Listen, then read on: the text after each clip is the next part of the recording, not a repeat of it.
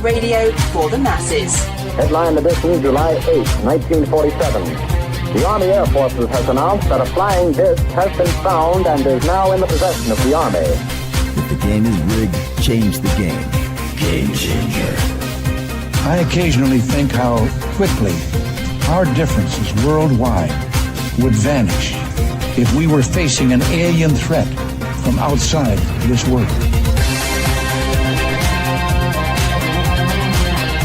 This is Fade to Black with your host, Jimmy Church, on the Game Changer Radio Network. All right. Good evening. How you doing? Fade to Black. Today is Wednesday, April 2nd, 2025. I'm your host, Jimmy Church. Let's do this, man. I've been saying that.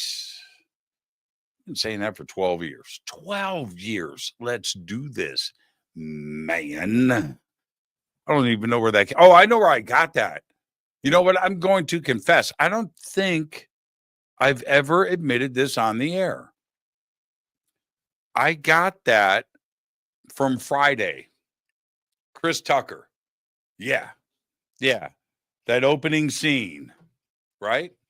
It's Friday. You ain't got no job. Let's do this, man.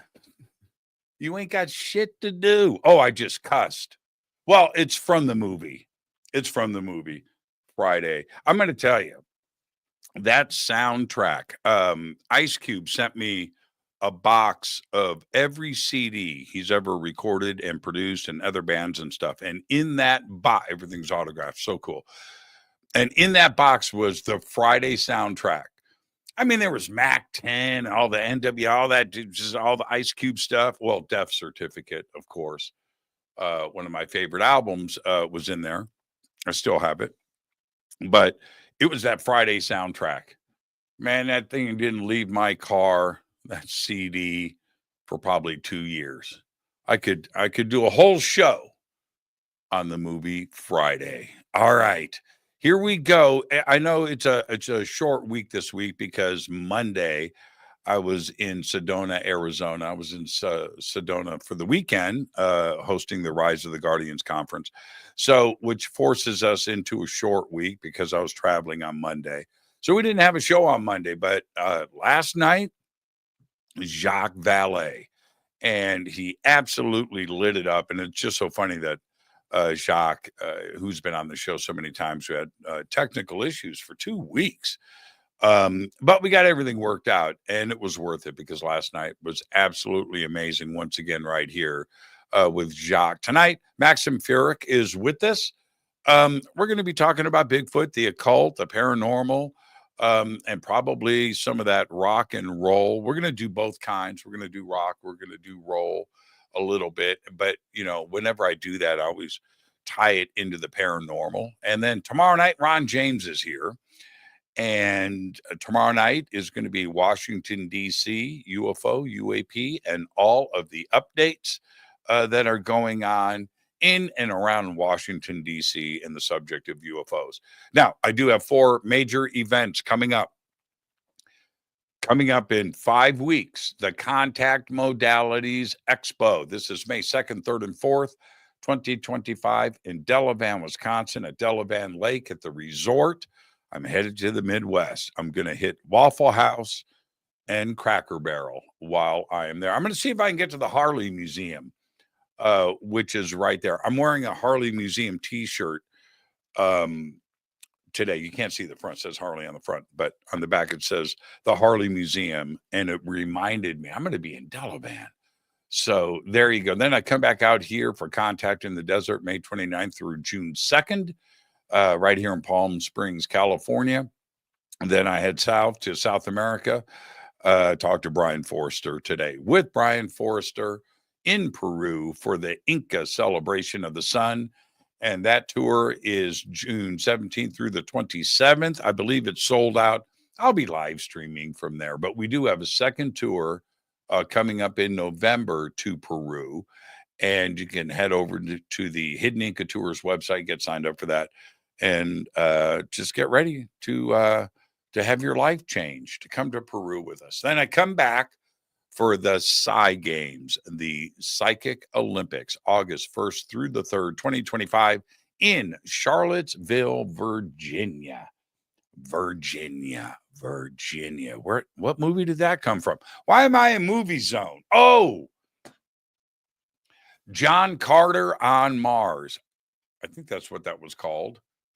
Do you remember the aliens when he said, they asked him, they said something, he said his name was, or that he was from Virginia, and that became Virginia. Okay, that's enough of my bad movie impressions. Tonight, Maxim Furek is here. Now, I've called this show Bigfoot. I haven't done a Bigfoot show in a couple of months. Normally, it's once a month at least. But tonight, that's going to be part of the subject. And the thing is, with Maxim, and I really enjoy this, he's a rock and roll ex. Can you ever get away from it?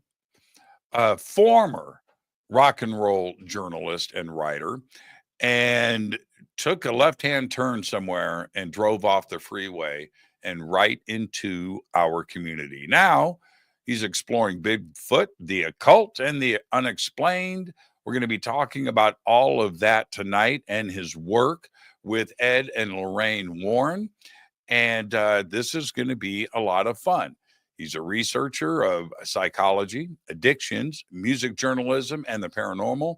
Holds degrees from Bloomsburg University and Aquinas College, and has interviewed Ed and Lorraine Warren and Dr. Frederick Santee, and appeared, of course, on Coast to Coast with George Noory and Midnight in the Desert. I suppose that was with Art Bell, but maybe that was with Mr. Dave Schrader. I don't know. And he was also a contributor to Fate magazine. And I would like to welcome for the first time to Fade to Black, Maxim Furek, and he's right there. Maxim, good evening, man. How you doing? Good. And listen, right off, Jimmy, I'd like to offer to carry your duffel bag when you're going down to Peru. So if you need some, some help, I'd be glad to do it. Do it for room and board. You know what? I got to say, sometimes you'll take one for the team then. That's good. I'm impressed. Well, I'm impressed with your resume and your schedule. It sounds like you're going to be quite busy at some really important things. So, every year, it's like this, and I tell myself I'm going to slow down, and that's never happened. But you and I have very paralleled careers. Okay, here we are after a lifestyle of rock and roll. What are we doing? We're on the radio talking about Bigfoot. Yeah. So that's pretty wild. Well, first of all, though, we're forget about the paranormal for a minute. We're survivors. So 100%. 100%. We survived that rock and roll orgy or whatever it was. So it's just saved by Sasquatch. Yeah. Oh, that would be a good T-shirt. That'd be a good T-shirt. I was saved by Sasquatch. But that's, when I look at the schedule, you know what prepared me for it? Rock and roll. Okay. And I say it to everybody. So, Jimmy, how do you do it? How do you do this every day? How do you do what you do? You know what? It's rock and roll. It ain't the Boy Scouts. And that's my answer. Let's go. This is fun. Well, this is fun. You do it while you can.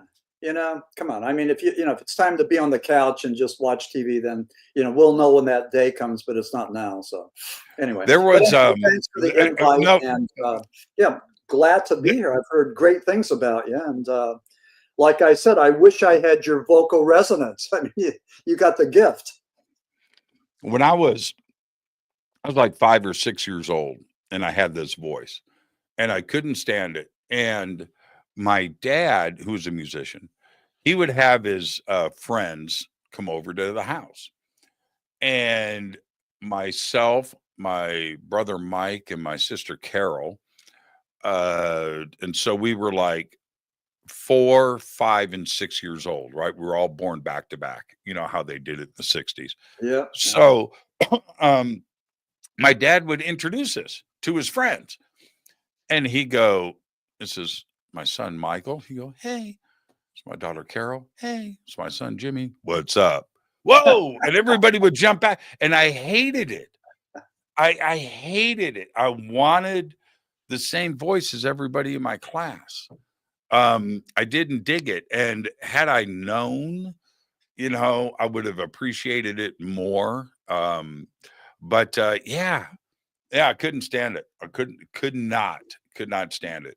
But not only is it the life you chose, but it's such a blessing to have to have a voice that people literally can resonate with, and you can use that to teach people and share knowledge. So that's the blessing, but I couldn't stand it growing up. Yeah. I'll tell you, another blessing is to find the thing that you love to do and then to do it, or to find the things that you love to do and actually get paid to do it. So, isn't that the secret to life? Isn't that bliss? That's what they say. Yeah. I mean, I'm a former psychologist, but I work specifically in addiction. So I was really well tuned with addictions and recovery. I had a real fascination for these drugs that can do just bizarre things. For example, and this fits into the paranormal. I mean, it's just bizarre. When you talk about the placebo effect, they would give these college kids amphetamine stimulants and tell them that they were barbiturates, and these kids would be downed out. And then they would give them barbiturates and tell them they were stimulants, and they would be jacked up. I mean, your mind would go and read that and believe it, and it's just amazing. So it's not just drugs working on the neuroreceptors, but it's about how the brain perceives it and everything. So I found that amazing. So anyway, I was doing a lot of research as a rock journalist, on rock and rollers that crashed and burned, and i.e., Elvis Presley, Jim Morrison, Amy Winehouse, Philip Seymour, who was the best one of the best actors of Generation X. That crushed me. You know what? I'm going to stop you right there. Philip Seymour, I loved all of his movies, and then I found out after his passing that just about every single one of those movies, he was completely doped up. Yeah. Messed with me a lot. Great performances, but I didn't know it at the time. And you find out later, and then you go back and you watch them. Again, it's like that we were talking earlier.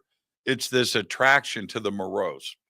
If you go back and you're watching it because now With Philip Seymour Hoffman, though, I mean, he was the epitome of the addict. He was hanging around at Sundance with, I forget the movie that he made about huffing, whatever that was, I forget. But anyway, he was there, and he would introduce himself. He was just really whacked out. My name's Philip Seymour Hoffman, and I'm a junkie.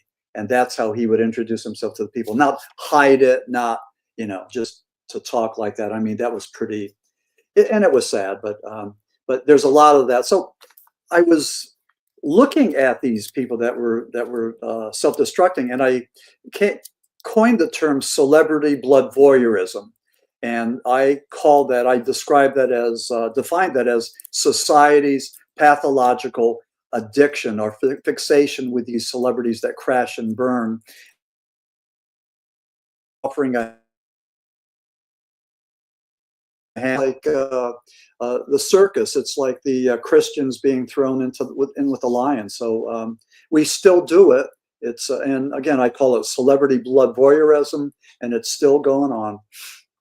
It's people that go out to listen to the police radio so they can look at car accidents. You know what I mean? It's like the same kind of thing. Yeah, right. Okay, the rubberneck. Okay, there's another example of that. Yeah.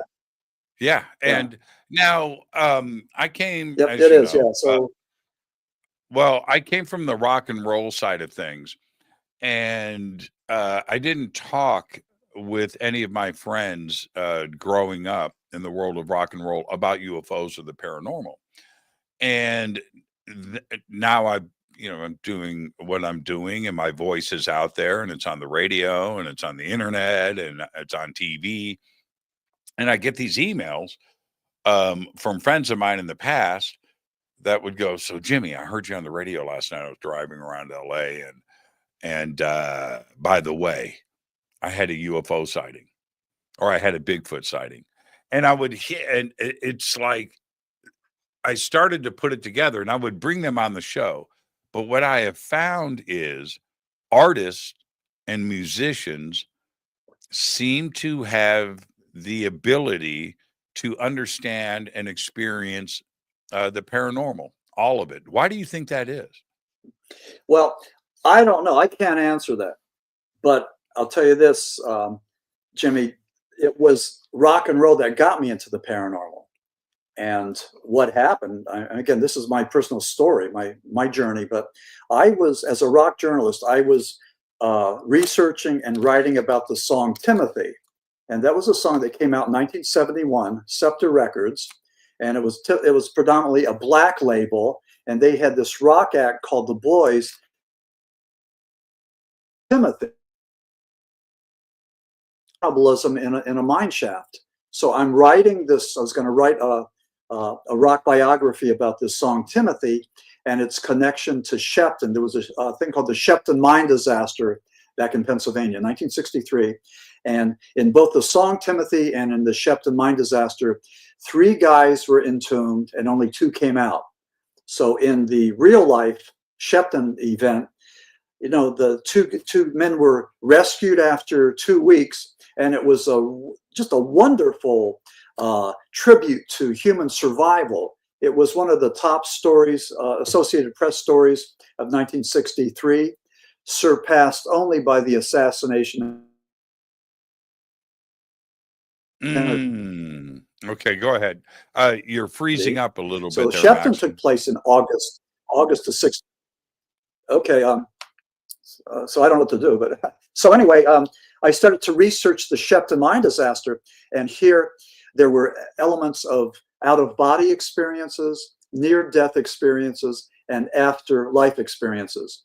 The miners claimed that Pope John the 23rd, who had died in June, was there in the mine for those 2 weeks. Now, the Pope died in June of 63. Shepton took place in August of 63.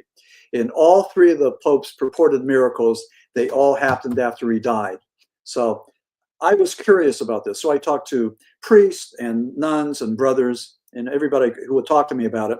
And they said, well, the way it works is that, you know, when the Pope died, he went to heaven, he got his power, his authority, and he was able to come down and work those miracles. So, and again, that God worked through him to work those miracles. So that was the genesis. So 2016, I wrote a book about the Shepton mythology, and that was 9 years ago. And then all of a sudden, I'm invited to podcasts. And yes, we had podcasts back in 2016. I got invited to expos, the Australian Mysterious Universe did a 90-minute segment on me and the book. And then the Skeptical Inquirer, of course, you know, they had to go and take their shot and say that based on Occam's razor, you know, that it was just hallucinations. It wasn't anything miraculous or paranormal, but that was okay. That was okay. So that was the beginning. That was 9 years ago. And I found myself in the paranormal realm. And I got to say this, you know, I mean, the folks I've been meeting have been very helpful, very accommodating, very respectful, and it's a good place to be. I mean, I can't say enough about it. So again, I'm sort of a newbie. I've been, you know, here doing this thing, writing my books for 9 years. And, you know, like the rest of us, I just have a fascination for the paranormal, trying to find out and define what it is. Because of that, the interest in the open-mindedness, well, you got to be, you know, remain objective, but did you start to have paranormal experiences? Did you see anything? Yeah. Or experience anything? Yeah, I saw flying saucers, and I had What? one paranormal experience, just one, that took place in California that pertains to rock and roll, and I'll lay it on you, and you tell me. I'm sort of shy about talking about it because I hate people to go and, you know, just think that it was just stupid or coincidence or whatever. But anyway, the flying saucers. I'm a Vietnam vet. I was a radarman aboard the USS Constellation. We were an attack carrier, and we would see UFOs on the screen. We called them bogies, and we would take the logbook and we would chart UFOs, the range and bearing. And there were plenty of these. I mean, me and my fellow radarmen would see these. They told all of us to shut up. Don't talk about what you saw. So most of us, you know, were under the age of 20. So we were what, like 17, 18, 19 years old. And we were obedient back then. And so we didn't say anything. But I would go through these logbooks and look at all these UFO sightings. So during my off hours and that, I'd go hang out and see them. And then the next day, these logbooks would disappear. And they would be replaced by fresh logbooks. But again, I go to my Navy reunions. I talk to my fellow shipmates, and they said, yes, you know, we saw those, and they were faster and more maneuverable than anything we had or the Soviets at the time had. Again, same thing that's happening today. You know, 3% of the things that we see are defined as being anomalous. Could be, we don't know what they are. They could be ours, theirs, or they could be extraterrestrial, or, in my opinion, interdimensional. And when you were on that, well, let me jump in. I have a quick question. Yeah. When you were on the Constellation and logging this and tracking them, especially in your position, radar operator, did you guys ever have a conversation about the possibility of these being ET or something not from this planet? No, I think we were pretty much scared not to do that. You know, we were obedient. We believed in flag and country. We believed in fighting in Vietnam and all this. You know, I mean, at the time, before we had second thoughts about that. But, you know, that's what it was. So that was the flying saucer experience. I want to talk about my San Diego experience, but before I get to that, I want to say this. The Constellation would go out there and do the combat operations with other carriers, the Ranger, the Coral Sea. You know, Forrestal was the one that John McCain was on when the rocket hit him. It blew up. We did rescue ops. That was 1967. We were over there and did rescue ops on the Forrestal.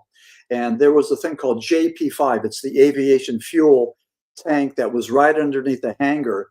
So when McCain's plane blew up, that JP5 aviation fuel got torched. The ship exploded, melted, people died. It was pretty bizarre. It was nasty. But we did rescue ops. But one of the ships that we did, one of the aircraft carriers that we worked with was the Bonhomme Richard. The commander of the Bonhomme Richard was Commander Morrison, and he had a son that was pretty famous. His name was Jim, and Jim was the lead singer of the Venice, California group, The Doors. So during the 6-day war, Egypt versus Israel, Israel shot a spy ship, an American spy ship called the Liberty. They shot it out of the water, killed about 45, 50 Americans. So there were reparations. They paid, they apologized. And Commander Morrison was outraged. He said there should be military and economic reprisals against Israel. And so his career ladder pretty much stalled. I mean, nothing happened with him. I mean, he mouthed off, and you don't do that in the military. But something else happened. Jim Morrison died ostensibly of a heart attack caused by a heroin overdose. Jim Morrison was an alcoholic. He was a flaming, raging, out of control alcoholic.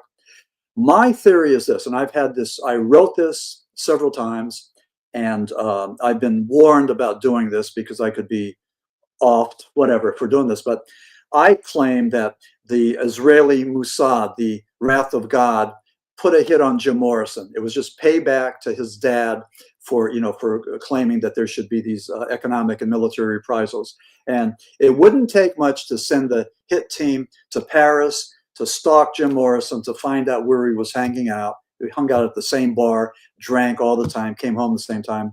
They probably, and this is my theory, they it's a conspiracy theory, but they probably found where he was. They stalked him. They shot him up with a hot dose, and then carried him to his apartment, threw him in the bathtub, and then there was like a cover-up. Nobody was able to see the body, and there was a blackout of news for the longest time, and then that was it. So that's what I've read. That's what I believe. That's what I was warned against. But the thing that is curious, I mean, when was the last time we ever saw in the news media the anniversary of the sinking of the USS Liberty? And I don't. Yeah, it's a story. No, it's a story you have to dig up. It's never out there. It's something you have to turn around and chase. And why is that, though? Well, if they don't want it talked about, here's the thing. It's a really, really, really great question. And I have been a face of the media, one of the bigger faces in the media for a long time.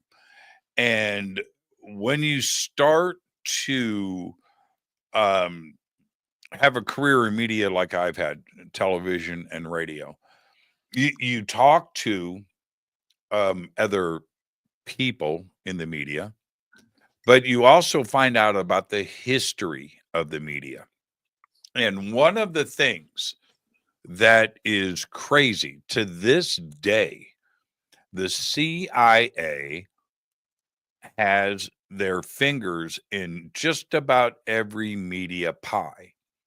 And back then, late 40s, early 50s, CIA was created in 1947 in the National Securities Act.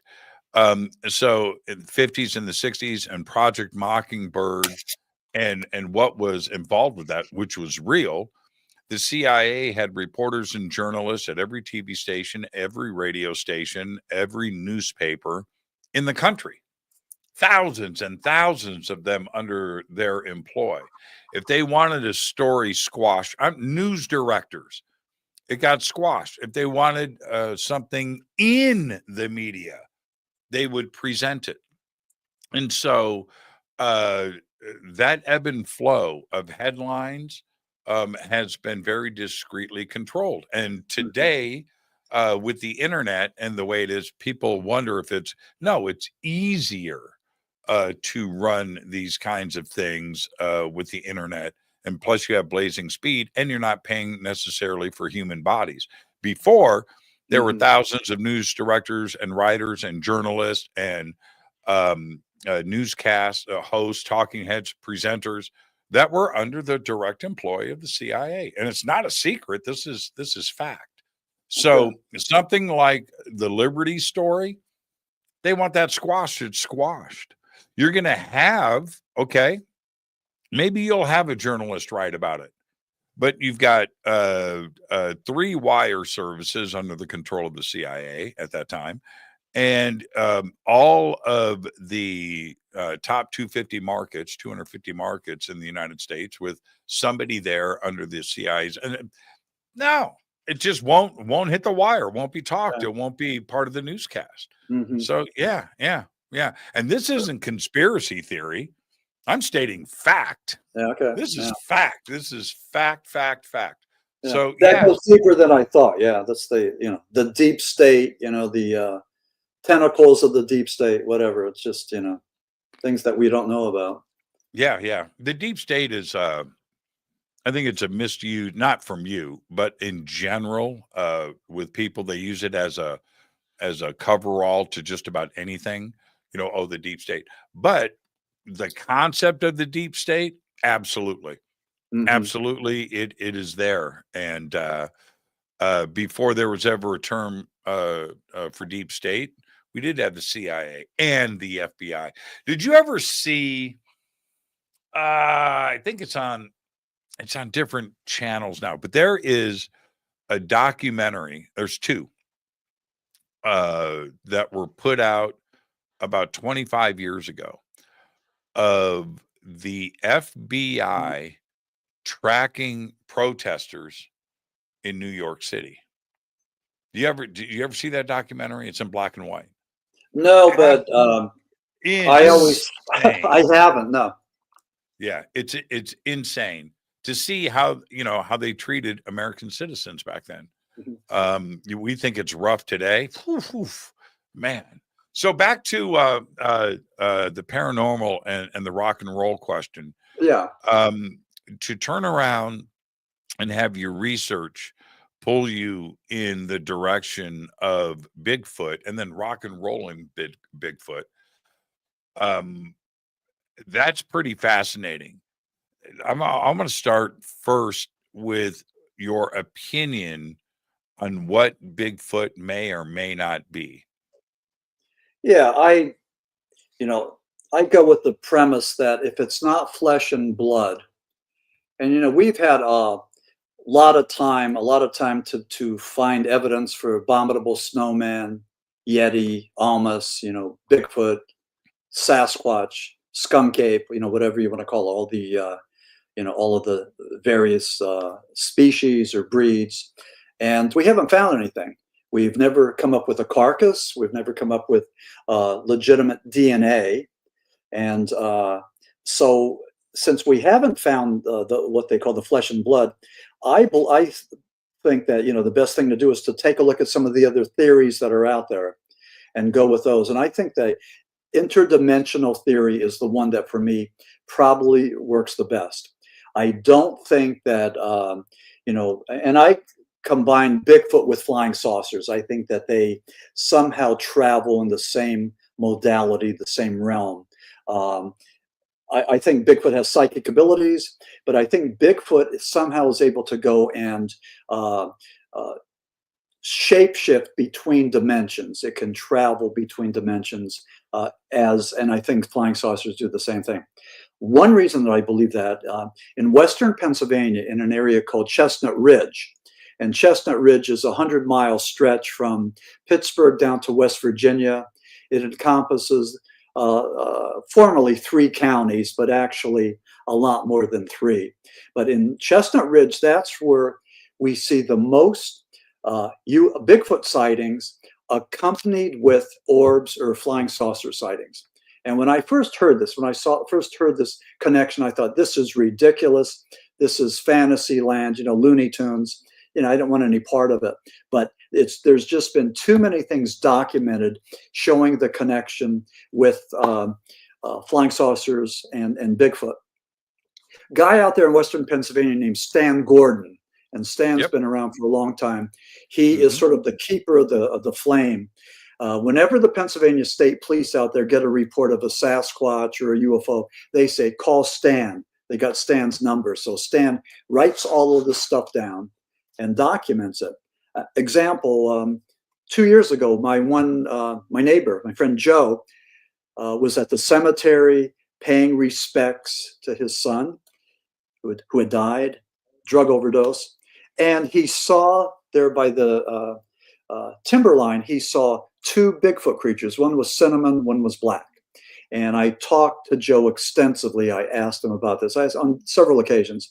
And what they did was they looked at him like they were curious, and then they walked away like hominids, not like bear, but like hominids. And then I took that report and I sent it to Stan Gordon and Tim Renner, and I think it was Eric Altman, some of the Bigfoot guys in Pennsylvania, just so that they could document it.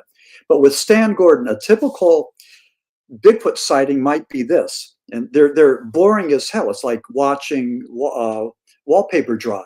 But I mean, he documents this, almost like scientifically, like Mr. and Mrs. Brown went out to feed the cow, or Farmer Brown went out to feed the cow at 6 o'clock at night, and they see this Bigfoot creature emanating from an orb.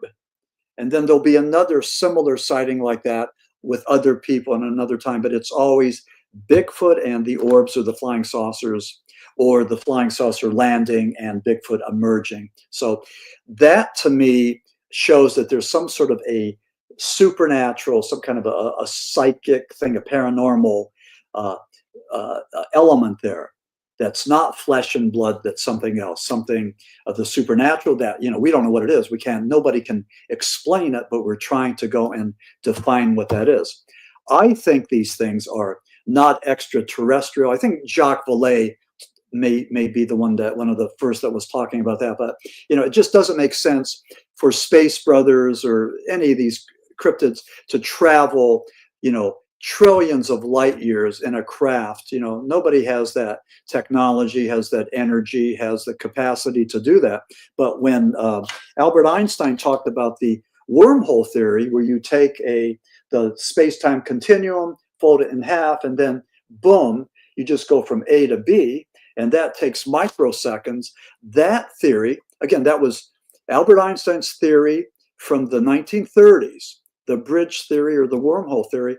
There hasn't been much else since then that we could, sink our teeth into. And, these researchers and scientists aren't really coming up with hypotheses that guys like me and you could look at and say, yeah, I believe that, or no, I don't. But Einstein's wormhole theory is one. Tesla talked about, if you want to know the secrets of the universe, look at the frequency and the energy. And so you had some people that were really the pioneers. They were forward thinkers in this, but there's very few. I like J. Allen Hynek. I like Jacques Vallee. Wish I could have listened in on your program last night.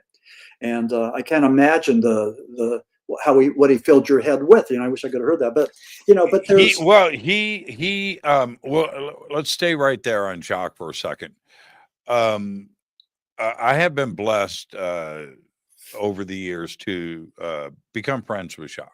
Okay. And we've done a lot of things together over the years. And last year, even for me, the shock value to get me to go, whoa, is pretty high these days. But even I, hearing what I'm about to say, if somebody said that to me, I would sit back and go, whoa. Jacques and I spent 3 days together. All right. We had breakfast, lunch, and dinner for 3 days. And 2 of those days we sat privately till like 2:00 in the morning in the hotel lounge. And his explanation of things, and we were just talking about whatever, right? But his understanding and the way that his brain works, for him to come to an interdimensional aspect to this, which he's been talking about for 50 years. This isn't something new. Yeah. For him to come to that, well, okay, the physics and the math and the science behind it, sure. But my question has always been why? Why would you arrive at this and be so vocal about it? And to hear him explain, just right there, and answer my questions, I have, it's not that he's changed my belief system or my experiences, but there is something to that. And for me, and Jacques too, science, independent of the Bigfoot or the UFO question of this community, independently is coming to these conclusions on their own. Okay, the multiverse and parallel dimensions and parallel worlds and extra dimensions and entanglement and quantum theory and all of the Einstein-Rosen bridge that you just talked about. Einstein and Rosen didn't come to that conclusion because of UFOs. Okay, that was done in the 1930s. Mm-hmm. So, and others pulled that out of Einstein's math, independent of, it was called the Einstein-Rosen bridge. I think John Wheeler later, I think it was John Wheeler, the great physicist. I think he came up with wormhole. It might have been him or Kip Thorne. But anyway, it was the Einstein-Rosen bridge, all independent of our community. So we better understand the possibilities outside of, little green dudes in a metal spaceship for, 10,000 light years cruising across the universe. And that doesn't make any sense. And that's what Jacques has been screaming about, connecting that part of science with with his theories and making all of this work. And I think we're getting closer to that. It certainly explains an awful lot, doesn't it? I think so. Yeah. I mean, we're looking for definitions, and I think people like J. Allen Hynek, who came up with things like high strangeness. We look at certain elements of high strangeness, like for example, you see an orb over the car, and maybe the car won't start, and maybe you have missing time and all that. So, just saying the one thing might be one element, but if you have several elements of high strangeness, it has significance. There's something going on there. And with Hynek, I mean, he's one of my favorite people, just because he initially was a skeptic, and he was the go-to guy for projects Grunge, Sign, Blue Book. He pretty much parroted what the government wanted him to say. But towards the end, he realized, and he admitted, that he and the scientific community was being disrespectful to these eyewitnesses, people that would see things, and the scientific community would immediately discount these sightings as being maybe the people were needy or neurotic or unhinged, that they were seeing swamp gas, they were hallucinating, they were seeing Venus, whatever. They had 50 reasons why what these people saw wasn't legitimate.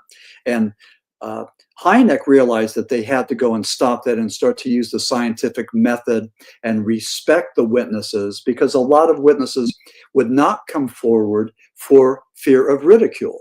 And a lot of that is probably still going on now, despite the fact that, the government has whistleblower laws and, as sort of is saying that it's okay to come forward and tell us what you know. But, they're talking the talk. They're not walking the talk.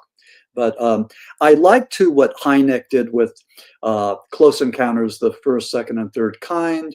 And then just like with people extrapolating and adding to the Einstein-Rosen theory and adding more to it, and making, just as Einstein had looked at a previous bridge theory that he based his theory on. But with Hynek, I mean, there were so many other people that added to that, like the CE4, the abductions, 1961, Betty and Barty Hill, that kicked that off.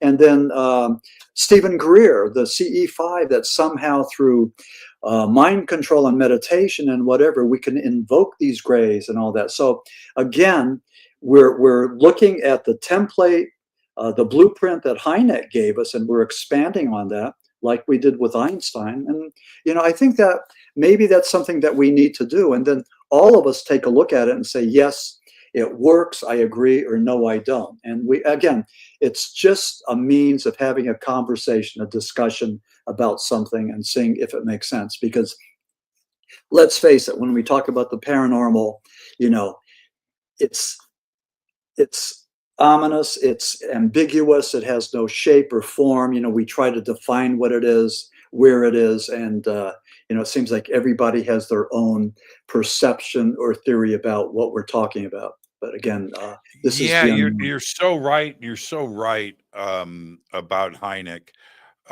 His sons, Paul and Joel, have been on the show, and Paul, who's a dear friend, but he's been on the show many, many times. And I am able to, because I have all of Hynek's books.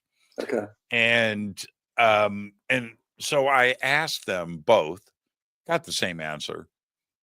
When you read The Case for UFOs, or you read the Hynek, the blue, I think it's called the Blue Book Report, the report on Blue Book, that came out in 1977. Anyway, you read those books, and my takeaway, especially the first like 25 pages or so, when he's kind of apologizing and explaining his actions, but you can tell that he's also very pissed off, and he felt that he was a tool, that, and so forth, and that he handled everything wrong.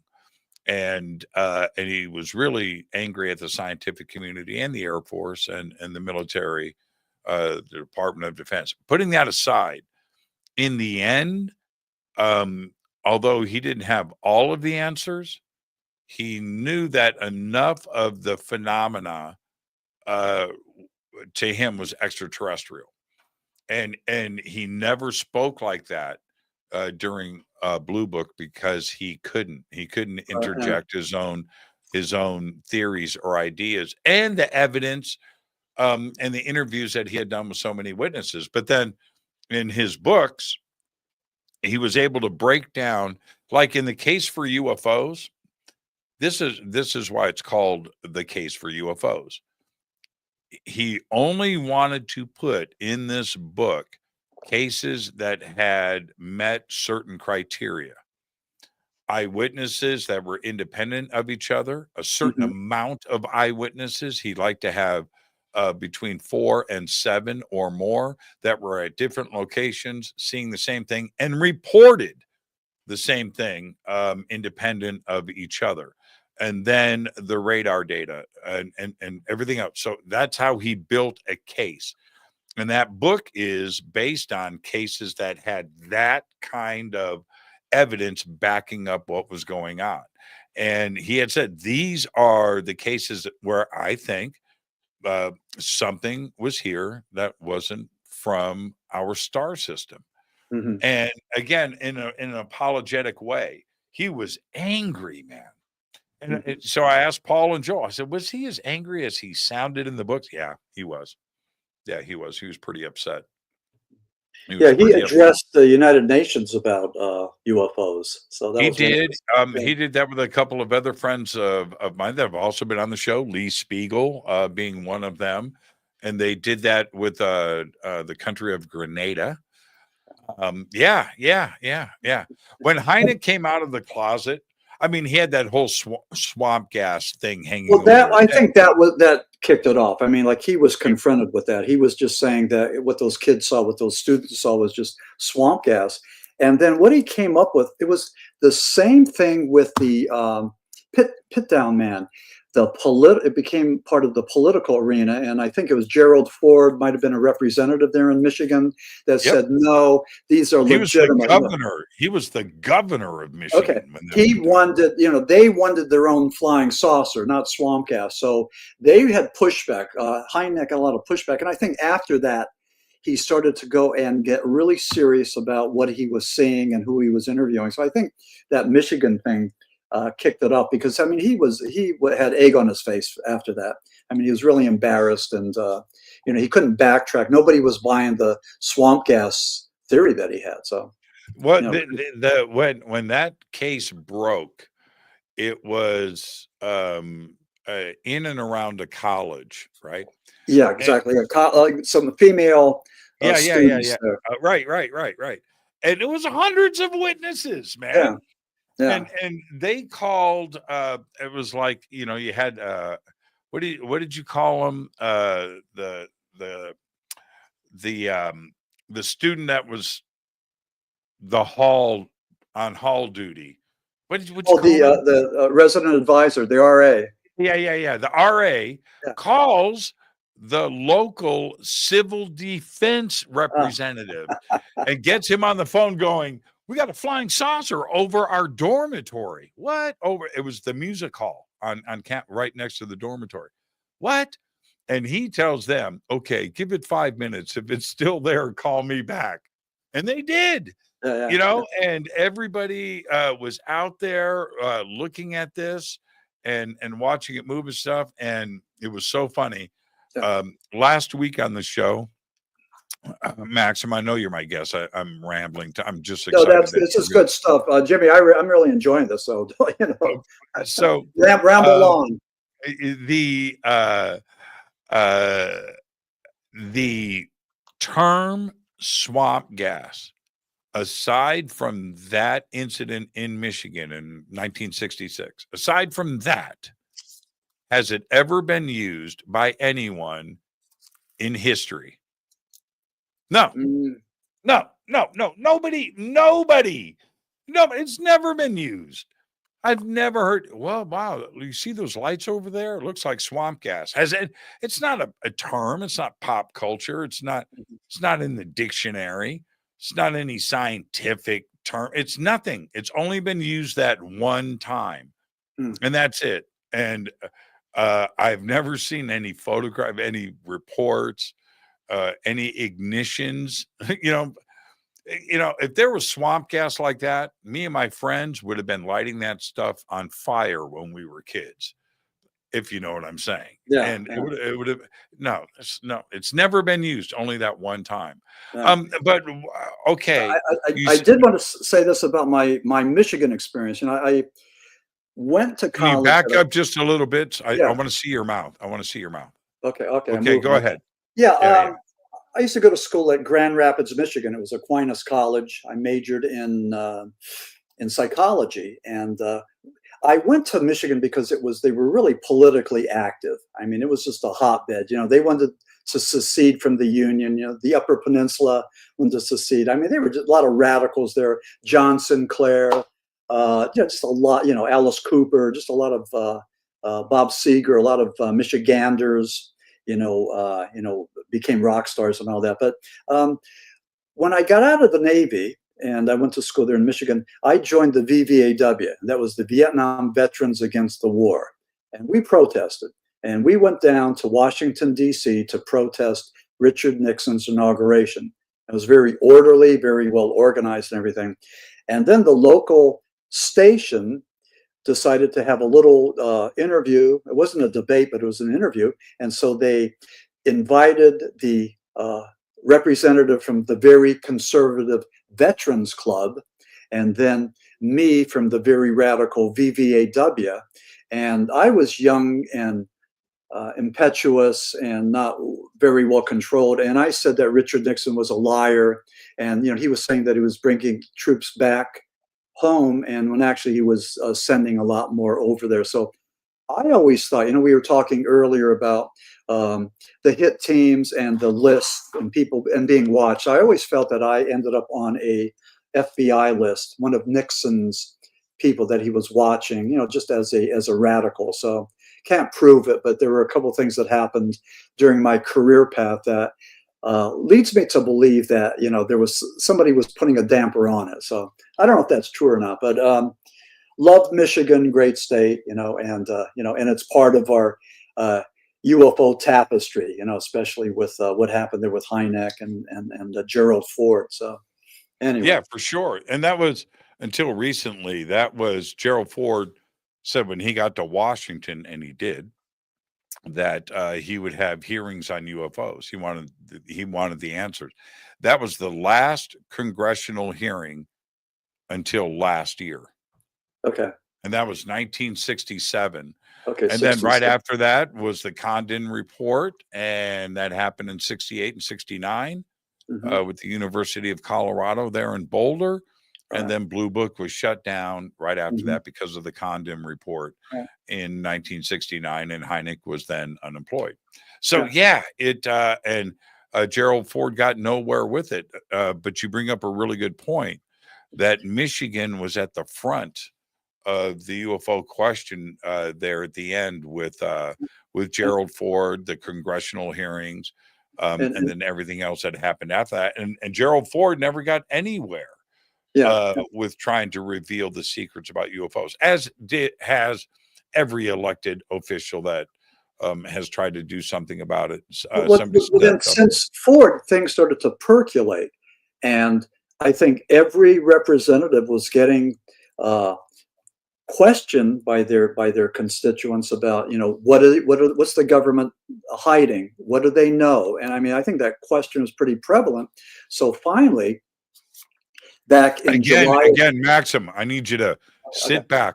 Okay. You have to understand. We're looking. You look like this. So sit back. Okay, gotcha. Okay, go ahead. I'm not teasing you. I'm not being cavalier. I'm just letting you know. You're too handsome. You're too handsome. You need to. Yeah. I've been told to stay still till get locked in.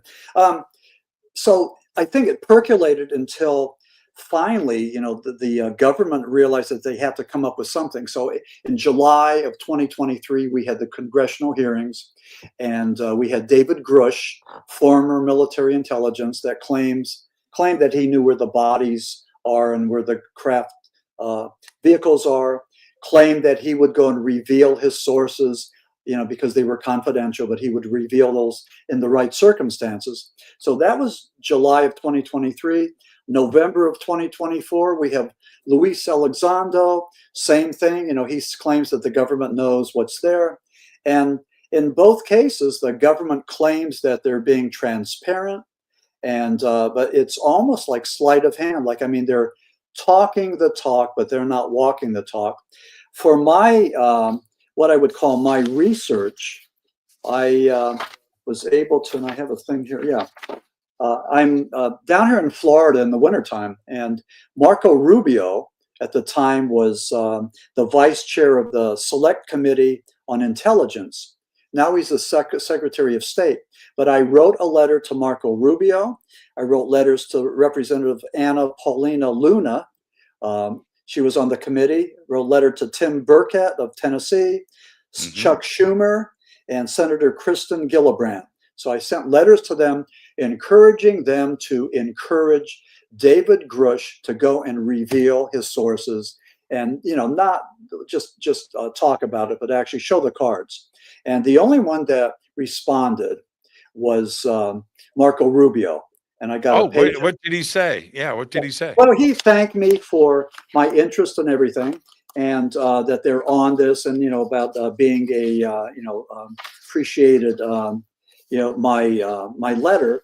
But I was planning on sending another one, and that's when he was tapped for Secretary of State. So I'm planning to do this again. I'm going to go and write to some of my congressional people. But I would encourage, and I don't know, Jimmy, how you feel about this, but I would encourage listeners that if they want to know the truth, to write letters to their representatives and encourage them to go and be more revealing. I mean, there's more truth out there that I think we need to hear, we need to be privy to, and we've come so close, but they've given us nothing. So I think, from what I understand, I think MUFON has been working behind the scenes to bring on the 2023 and 2024 hearings, and but I don't think they're taking credit for it. They're not grandstanding, but some people that I've been talking to from MUFON, are claiming this is what's happening. So people are talking. People are trying to get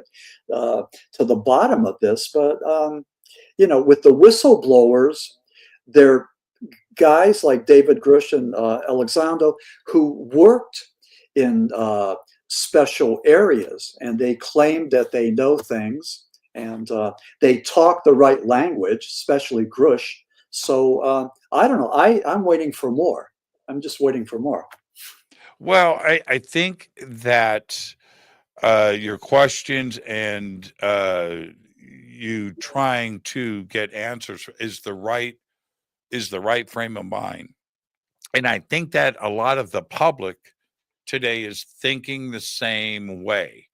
But let's not forget the elected officials, especially Congress, who cuts the checks. They are now finding out that this has been kept from them. And that is freak, because they're no different than, they're just Americans that decided to run for office, right? They may or may not have an interest in this subject, but they should have access to just about everything that they're cutting checks for. And so when it comes along that apparently, not a little bit, there has been a lot going on that they are completely unaware of, and they want to go ask questions about it, and they are getting shut down. Members of Congress with security clearances, and the same thing with the Senate. When you go and approve money for a defense budget, and that thing gets parsed out, and it's some of it is used for these special access programs, that once that is gone, there's no oversight. You don't know what the research is. You don't know what the money is being spent on. You don't know the names of the projects. You don't know the people that are running them. You don't know the locations of them. And there's no accountability. The money is just vanished. Mm-hmm. And I think now it was all cool for a minute, for 50, 60 years of this. And we had a need for lots of secrecy in the past. But they're finding out now that, holy crap, right? We've had programs that we've been funding about this, and now we want to ask questions about it, and nobody wants to talk to us about it. And that's, they're not used to not having that kind of control. So it's pissing people off. Yeah. And, the Senate Intelligence Committee, you're the CIA, you're the NSA, you're a private corporation like Lockheed Skunk Works, and you're going to tell them to go F themselves, right? It's all of them. Yeah, you're right. Yeah. Yeah. And that's where we're at. And that, I think, is part of the motivation. Tim Burchett, he's pissed off. Marco Rubio finds himself in another position today, but he was pretty angry too as well with the Senate Intelligence Committee and Gillibrand, Luna. These are people that Chuck Schumer.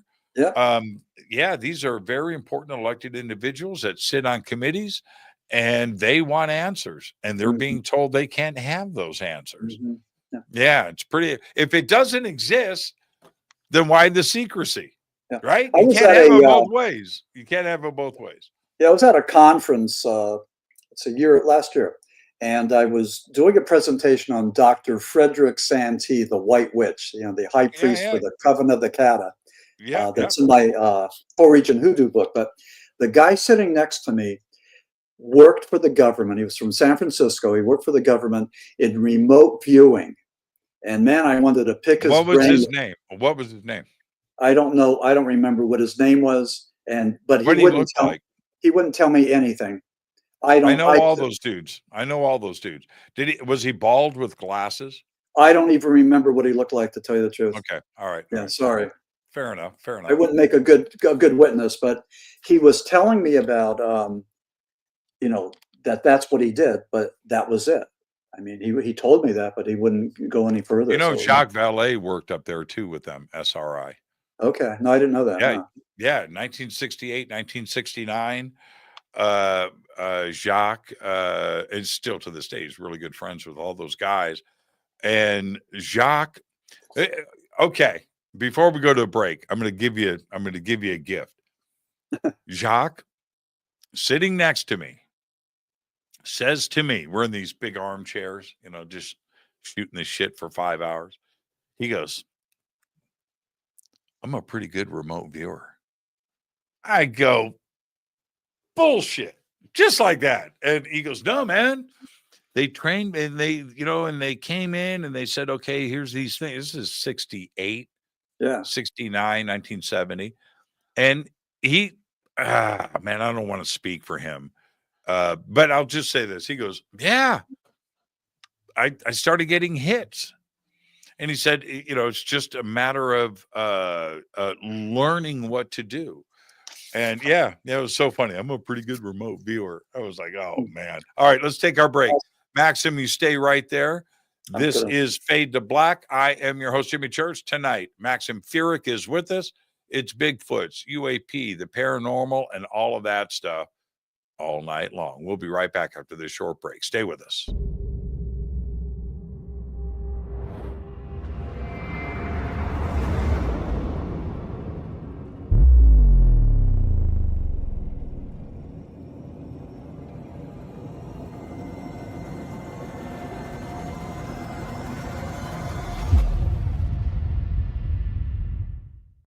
Subscribe to our YouTube channel to get your alerts and access to over 2,000 videos. Click that subscribe button right now. Go to jimmychurchradio.com and get the Fade to Black official podcast. 2,000 episodes, all of them commercial free for just $2 a month.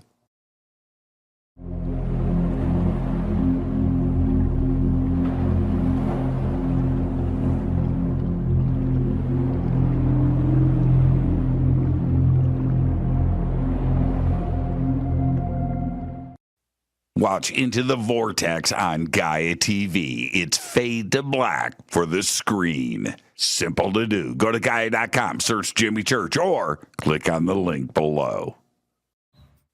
Follow Fade to Black on Twitter at JChurchRadio. Get all of the show updates every single day. It's now called X, but who cares? How you doing? Jimmy Church here. Special announcement. Get your Fade to Black t-shirts. That's right. Help support the show. Help support everything that we do over here. We've got 2 t-shirts. We've got 2 ways to get them. Get your Fade to Black t-shirt today. Go Backley Tappy. Go to jimmychurchradio.com and become a Fadernaut. Get a membership. That's right. Everything is commercial free. You have access to downloads, and you get to call yourself a Fadernaut.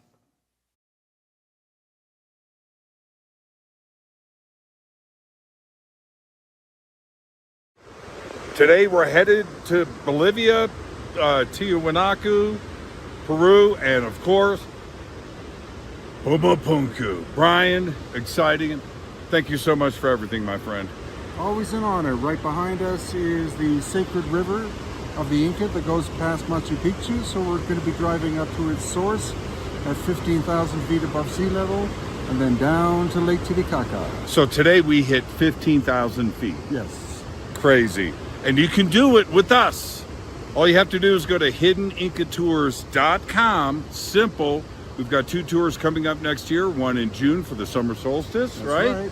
And then another one right here in November. So hiddenincatours.com. Come and hang out with Brian and I and his amazing team. Right on.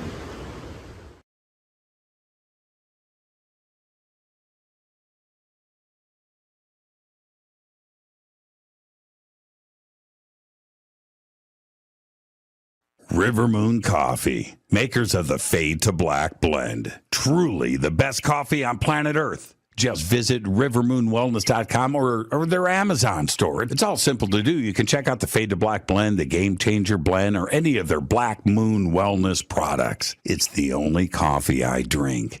It is the best, and it's Doc. Again, rivermoonwellness.com.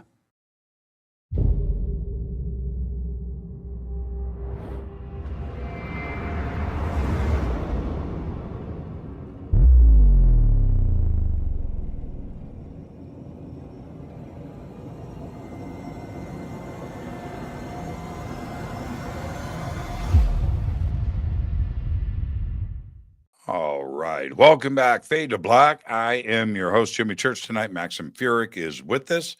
And tonight, Bigfoot, the paranormal, the occult. We're doing a little bit of everything tonight. He's a former rock and roll journalist, somehow drove his car off the freeway and is right in the middle of our community. You know, Maxim, you know what gets my goat? You know what really gets my goat? Bigfoot hoaxers. Oh, yeah. Mm-hmm. You know, those guys running around with rubber feet in the mud and Photoshop videos. You get your son to wear a Benny Hill gorilla suit and run around in the woods so you can shoot a video. That kind of stuff muddies the waters for the rest of us. And you're going to get caught, right? But there's such a prevalence of this stuff out there.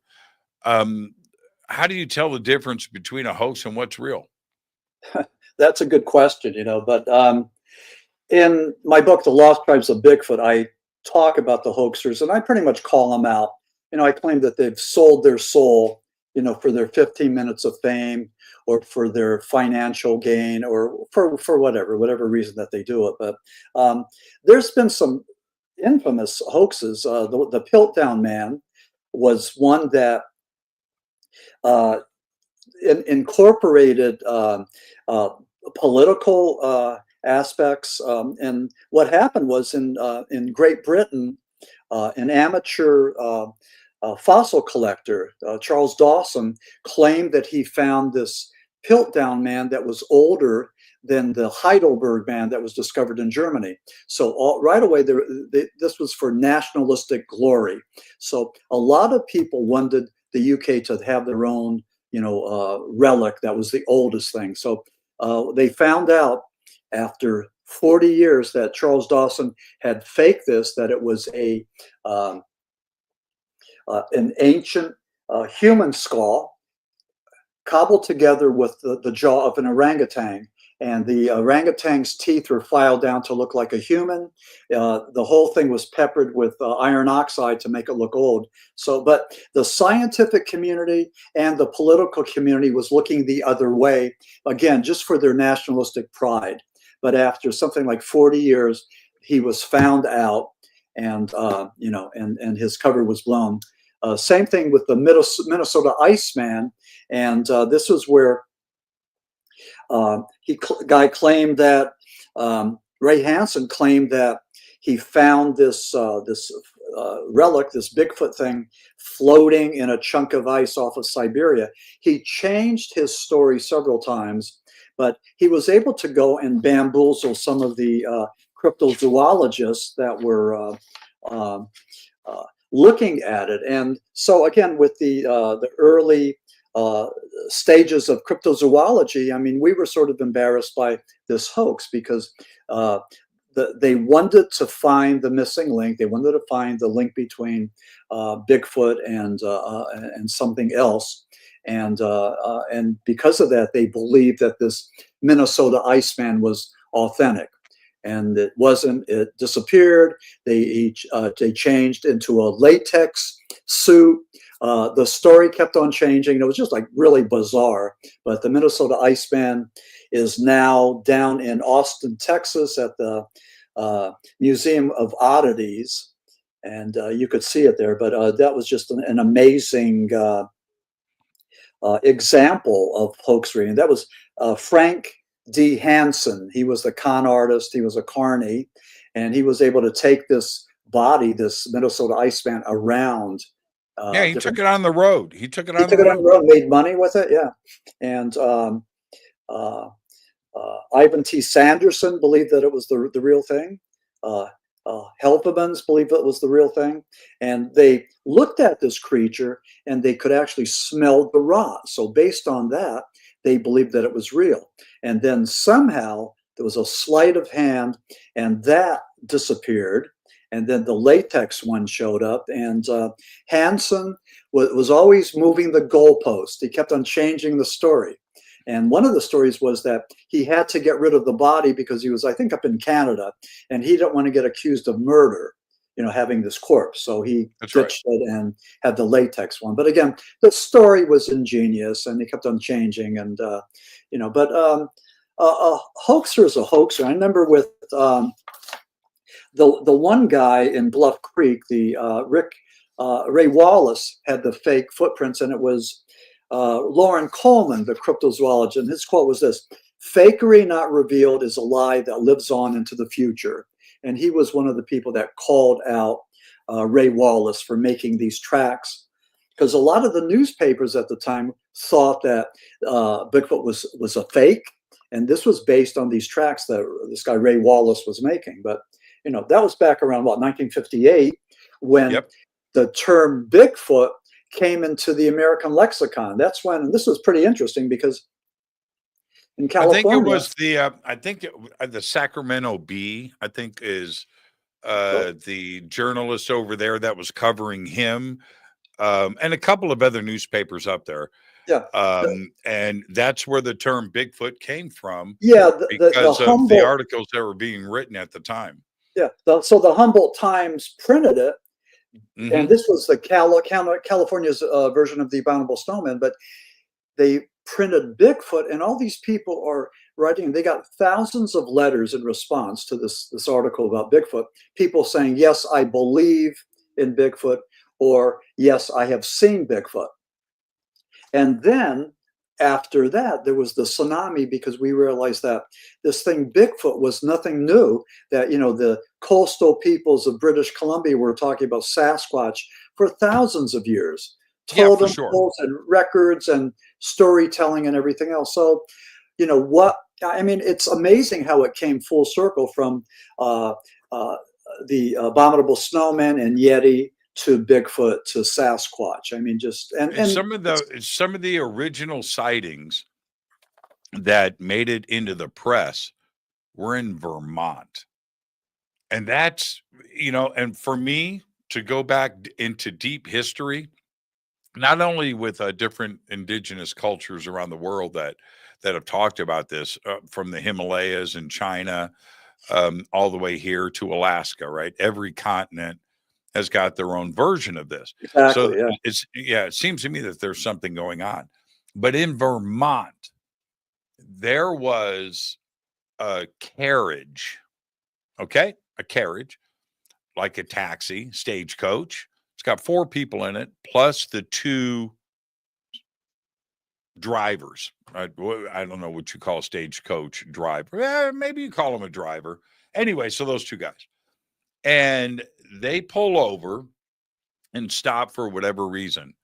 And they said that this man covered in hair from head to toe came running out of the woods and started shaking, grabbed the stagecoach and was shaking it, right? And then turned around and ran back in the woods. Well, they ended up calling this the crazy hairy man or something like that. But that made it into the press, and all of their names and all of the witnesses, came out and talked about this. And this was like 1890. Yeah. That sounds vaguely familiar. I have a story in Lost Tribes about Albert Ostman. That was 1924, and he was a Swedish Canadian hunter trapper. 1924, and something was happening at his campsite. I mean, foods, stuff would go missing. The place would be just in disarray. So what he did was Albert Ostman hid inside a sleeping bag with his rifle, and he was going to go and wait and jump out and shoot the bad guy. Well, what happens was he fell asleep, and something hoisted him over the shoulder, and they traveled. He thought it was miles, but they threw him down into this, placed him down into this valley. Here, it was a family of Sasquatch, mother, father, a son and daughter. So they were watching Albert Ostman. The young female Sasquatch was feeding him sweetgrass. This was his narrative. And at some point, he got freaked out. He thought that maybe they were going to use him for sexual purposes. They were for procreation. So he was freaking out. Okay. He had, that's part of the story. And he had chewing tobacco. So he was able to entice the father Bigfoot to take this. The Sasquatch got sick. Albert Ostman was able to go and escape and get back home. He didn't say anything. And this was 1924. So all of a sudden, there's going to be stories in British Columbia about Sasquatch. And he realized that he wanted to tell his story. He went and contacted John Green. He was a British Columbia journalist, and John Green was one of the original horsemen of Sasquatchery. John Green took the horsemen of what? Sasquatchery. Yeah, there's. Can I steal that word? Can I steal? No, it's documented. It's Peter Byrne, John Green, Grover Krantz, and Renee DeHinden. They're the recognized all great researchers, but Sasquatchery. Yeah, Sasquatchery. Yeah, that's what they're known as. I didn't come up with that, but I dedicate my book to the 4 horsemen of Sasquatchery. That's awesome. Yeah. So Peter Green took Albert Ostman's narrative, and this was the first time that we heard about what a Sasquatch family might look like, how they would behave. Ostman didn't talk about the smell. Most people that when they encounter Bigfoot, they talk about it smells like a wet dog or rotten eggs or fecal matter or whatever. Not this guy. So, the people I've talked to, like when I do these podcasts, people that believe they have an inside stories with Sasquatch, they tell me that Sasquatch uses the smell to either chase people away or maybe a perfumey like smell to entice them. So in this case, there was no smell at all. But in retrospect, what Albert Ostman told John Green seemed to be in sync with what we're finding now. And with those 4 horsemen of the Sasquatchery, just briefly, Peter Green was the guy that came over from, I believe it was Ireland, and Tom Slick. This is an interesting thing. There was going to be a motion picture called Tom Slick, the Monster Hunter, starring Nicolas Cage, and that's been canned right now. I don't know why, but Tom Slick was this Texas oil man. He had a lot of money. He brought Peter Byrne over, sent him over to the Himalayas to look for abominable snowman, and then to the Pacific Northwest. And he never found it. John Green was the journalist. Grover Krantz, the other horseman, was the first one to start using the term Sasquatch, which was pretty much relegated to, coastal natives there in British Columbia. And then Rene de Hinden, who was the 4th one. But these guys were doing it back in the day, Jimmy, when there was no computers, no microfiche, no AI, none of that. They did it the old-fashioned way. They heard that somebody saw a Sasquatch, and they would go over there and take down that story. So that was what they did. And I mean, they were the pioneers. They were doing this in their youth when the rest of us were doing whatever, us young men did back then. But anyway, it's pretty interesting what they put together. And Rene de Hinden was saying, somebody asked him, you've been doing this for 40 years. And they asked him, do you ever think you're going to find a Bigfoot? And he said, I've been doing this for 40 years and there's a good chance that I'll never see one. So he was sort of committed to that possibility. I'm going to share a story with you. A friend of mine, golf partner, 30 years ago. So 94, 95, like right in there. We're playing a lot of golf. And one day, after a few years of playing golf, I got to know him pretty well. And we started talking about, I think the alien autopsy video was coming out. We talked a little about, we're playing golf, right? Hanging out. And the subject of Bigfoot comes up. I brought it up. And then he tells me this story. This is just a guy that I play golf with. He said that his parents owned a ranch in Montana. Still do. They live there. And in fact, I met his parents. They came down. I played golf with his dad and met his mom a few times. They were much older, obviously. But anyway, that part doesn't matter. And this is what he says. One summer, they're up there for summer vacation. He's out of school and he's young. And he said on the property, they had motorcycles. And I think they had like 10,000 acres or something. And they had a creek on their property, a river that came through. And he would jump on his motorcycle and ride down to the river every day and go fishing, fly fishing. I think he said he was like 13 or 14 years old. Parks the motorcycle. He's down on the, walks down the bank and he's fishing. And while he's fishing, he says a rock lands next to him. Pop, pop, pop.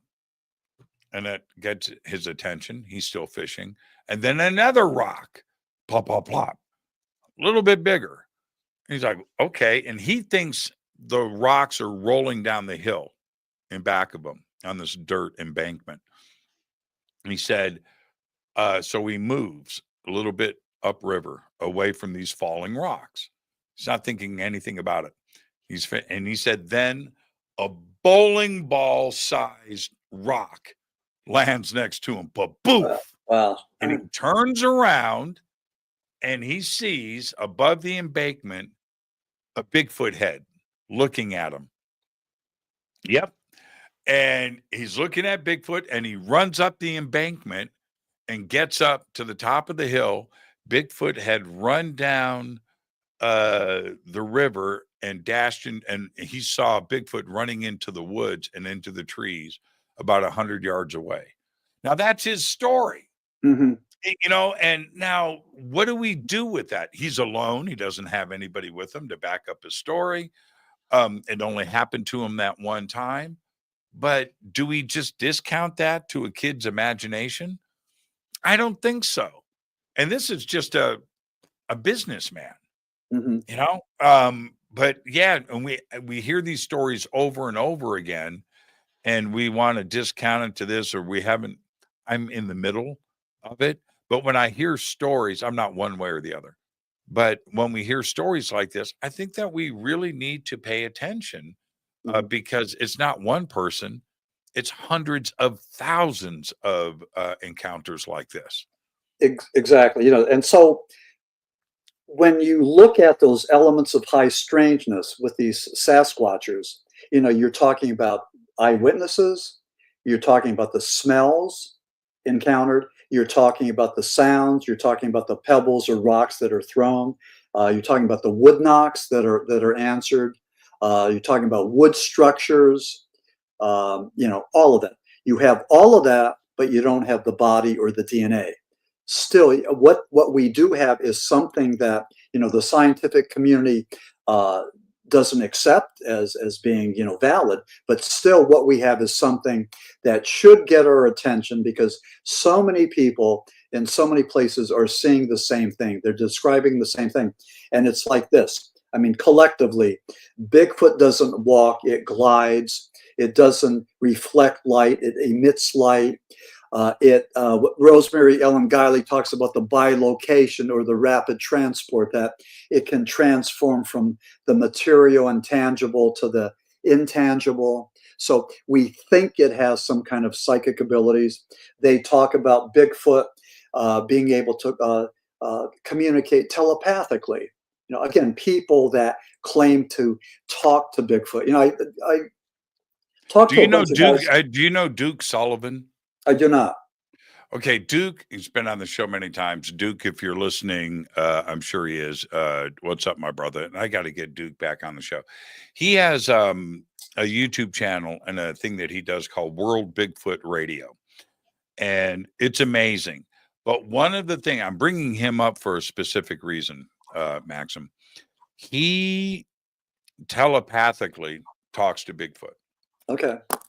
Or receives. I should say he had at least receives the communication. I don't know if it's two-way. And he's got friends, mediums and psychics that do this too as well. And he has been in contact for a number of years with a Bigfoot family and some of the kids, and he's watched them grow up into adults. And it's a fascinating and in the world of UFOs, we're kind of small compared to the Bigfoot community. Bigfoot community is really, really, really big. Yeah, you're right. It's amazing. It is amazing. Yeah. There's a guy named Brian Bland from British Columbia. He has the Pork and Beans show, you know, and he talks about Bigfoot. But he claims that Bigfoot is the teacher and he's the student. He claims that Bigfoot teaches them. And he claims, and I was on his program, and we've been conversing. He claims that my fascination, my passion for Bigfoot is because Bigfoot, this is what Brian Bland says, because Bigfoot is working through me and channeling through me. So, you know, I don't know if that's true, but it's amazing that, you know, that he observed that or saw that. But he talks about Bigfoot presenting gifts, leaving gifts there, and so it's a whole new realm that I hear about, but I really can't relate to because it's not my realm. You know, I don't haven't experienced that. I do think that certain people have a altered sense of perception. They're able to go and perceive things that maybe the rest of us can't.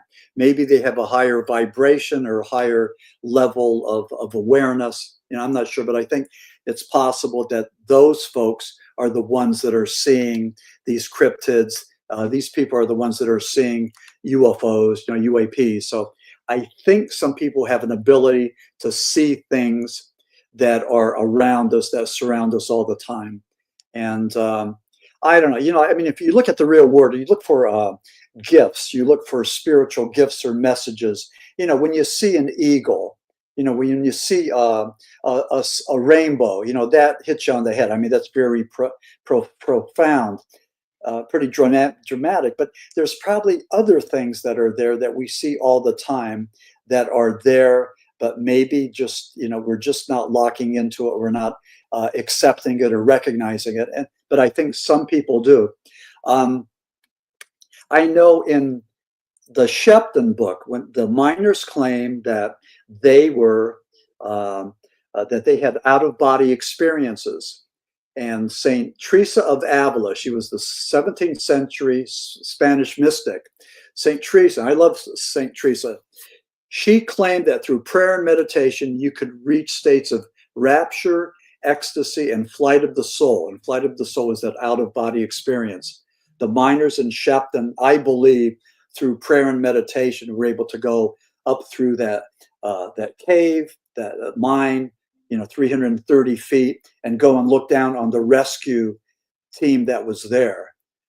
Again, they talked to psychologists and psychiatrists, and they talked to Elizabeth Kubler-Ross, one of the foremost thinkers of the 20th century, who believed that what happened there in Shepton was an example of life after death. And she was talking about Pope John the 23rd. But again, with Shepton and with all this, I mean, this whole paranormal thing comes full circle, and you know, the answers somewhere there. You know, I think the clues are there. They're in front of us. We just have to put all of that together and figure out what they mean.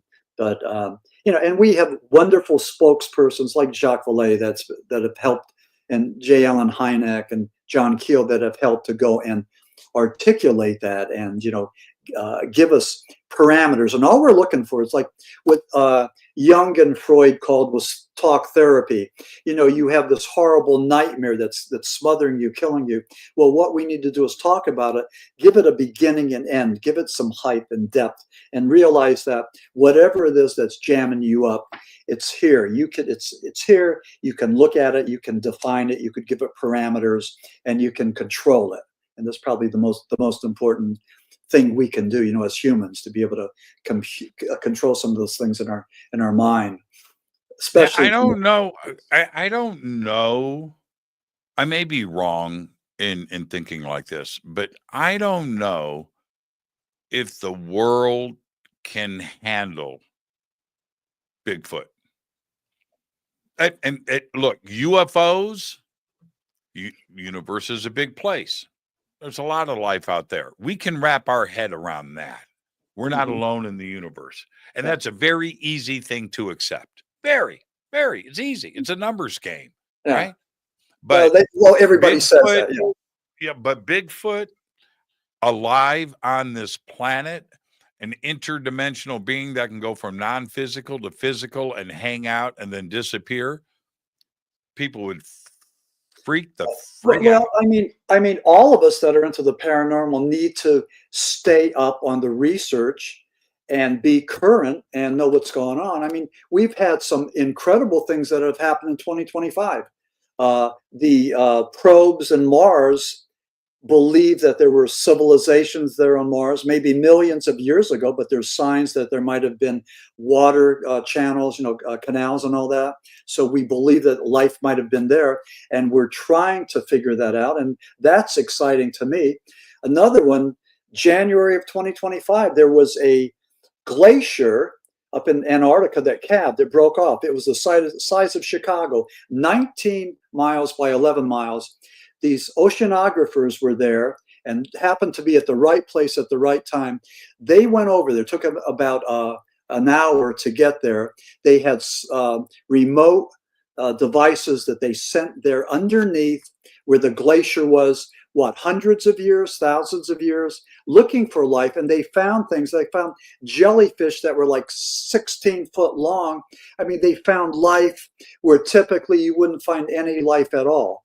And that's pretty amazing. And that happened January of 2025. And, you know, you don't hear a whole lot of people talking about this. I mean, this is pretty amazing stuff. No, Well, but yes, and then talk about global warming. I mean, this is another chunk of it too. But a glacier the size of Chicago now out in the ocean. it just ran aground. By the way, it ran into an island. It did. And It did. where? Just north of Antarctica, and it kind of swirled around and got it in a tidal, not quite a vortex, but a Yeah. Okay. swirling tide of ocean. Stayed there for a while, Yeah. Okay. 10 years, I think, and the last 10 years. But that's the largest glacier iceberg like ever. Huge. And so it just ran aground on an island in warmer water, and it's slowly dissolving now. But back to your point with the jellyfish, we cannot forget the panda. The panda was rumored. It was cryptozoology, right? Until 125 years ago. Mhm. That's it. That's it. Hid in the jungle from humans. And that's one of the crazy. If you want an example of something, well, just take a look at that. I'm not saying that that's proof that Sasquatch and Bigfoot exist. And I also believe that we could be looking at a mix of different things. We could be looking at something interdimensional. We could also be looking at something that's extraterrestrial.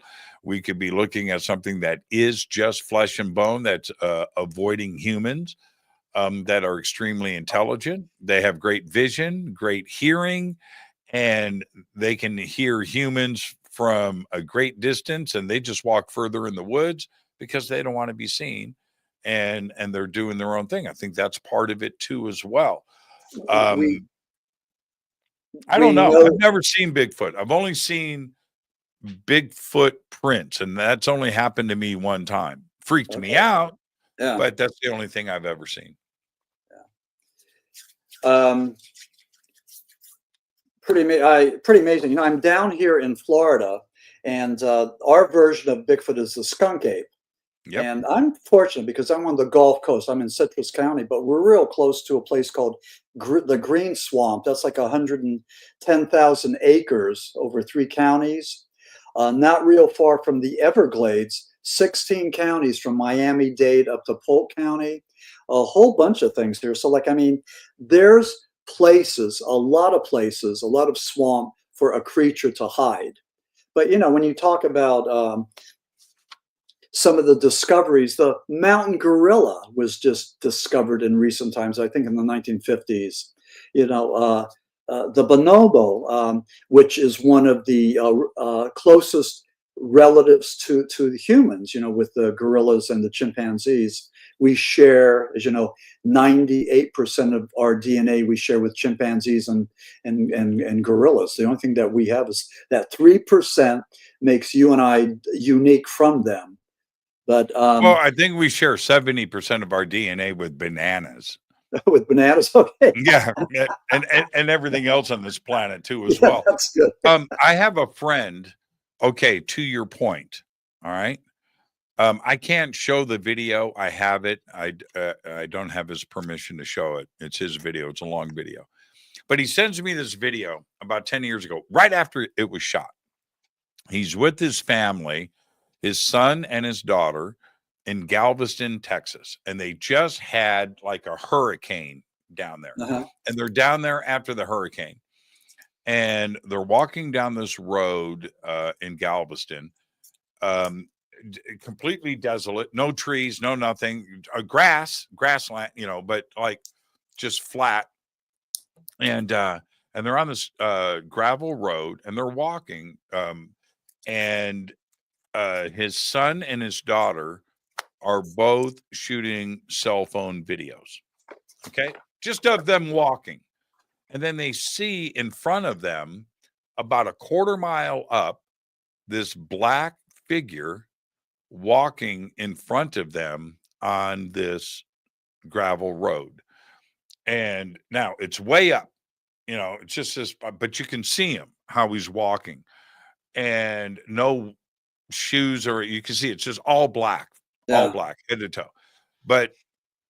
And they are like, what's that?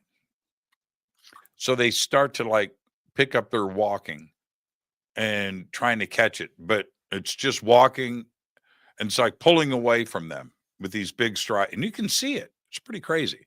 Anyway, so they take off running, and they're shooting this video, and they're trying to catch him, and you can tell he's got kicked up his stride. They never quite caught him. He got a little bit bigger, right? But then he makes a left turn into the grass. So they run up to the spot on the road, and you can see it in the video where he made the left turn. This is flat grassland, and they turn their cameras, and there is nothing there. And they go out. There's nothing. He's gone. Gone. It's a crazy video. And now, is it proof of anything? At one point they got close enough, and then I enlarged the video where I've got this guy, I've got big monitors, right? And I've got this guy huge. He's black, black feet, black hat, black this. And a couple of times he turns around and looks over his shoulder, black face. He's just dark. And crazy video. Is it proof of anything? If that was a UFO video, people would lose their minds. Because it's best proof we have, I think, is that Patterson-Gimlin film from 1967. 100%. One that comes close or is in the ballpark is Paul Freeman's Bigfoot video, 1994. You had the hoax from Colorado, 2023. But Patterson-Gimlin was one that everybody's taken a look at. They call it the Zapruder film, that looked at the Kennedy's assassination. It's been scrutinized and analyzed by so many people. It's been slowed down and digitized. It's only stabilized. Yeah. It's only 58 seconds. And what was happening, Patterson and Gimlin were just doing a documentary. They were going to make money to do an expedition to look for Bigfoot. They're going around the corner there, that's Northern California, and there they see this female Bigfoot, and the horses bolt, and as Patterson's reaching into a saddlebag to take for his camera, he's falling, and then Gimlin back there, his horses are bolting. He had the pack horse, so that happened pretty fast. But Patty, the female Bigfoot, turned around, looked at Patterson, and then walked away. And in just about every single case that I know of, Bigfoot does not attack people. It seems to be very reclusive. It runs away. There's a case back in Pennsylvania. A friend of mine, he was a local sheriff, and he got a call from this elderly guy around 11 o'clock at night. Guy's letting his dog out, at night, and he saw this Bigfoot creature. He called law enforcement. They came in, and he described this Bigfoot, 12 foot tall. He wasn't afraid, and he told Craig, the sheriff, he said, I wasn't afraid because the Bigfoot had kind eyes. So there's, I think I've heard of maybe one episode where, Bigfoot actually attacked somebody. And that might have been, I think it was related to Theodore Roosevelt. Teddy Roosevelt was writing about something maybe in Montana. But there's cases of black bear eating people, killing people, but not of Bigfoot. So Bigfoot seems to be reclusive. They seem to keep their distance. They don't seem to be threatening. There was an article in the New York paper, and they were talking about, is Bigfoot real? And the one thing that the journalist said, that pretty much Bigfoot is boring. I mean, all the accounts are the same, acts the same. It's not aggressive. It's not mean. It's just like it stays away. Well, but then we have Dyatlov Pass. Yeah. Okay. Right. Yeah. Yeah. Dyatlov Pass. And the Bigfoot community doesn't really enjoy getting mixed up with the UFO community. They want their shit separate, right? And I get that. There are some in the Bigfoot community that are okay with it. The UFO community embraces Bigfoot. and a lot of sightings have been tied together. But then we have Dyatlov Pass, where for 3 or 4 days before the Dyatlov Pass incident, there were sightings of craft in the sky in and around that mountain range, and that's well documented. And then the Soviet Union at the time, the Soviet military's up there, and what's going on and why are they there? Is there a UFO connection? That's something else. Were they supposed to be there? Is it some kind of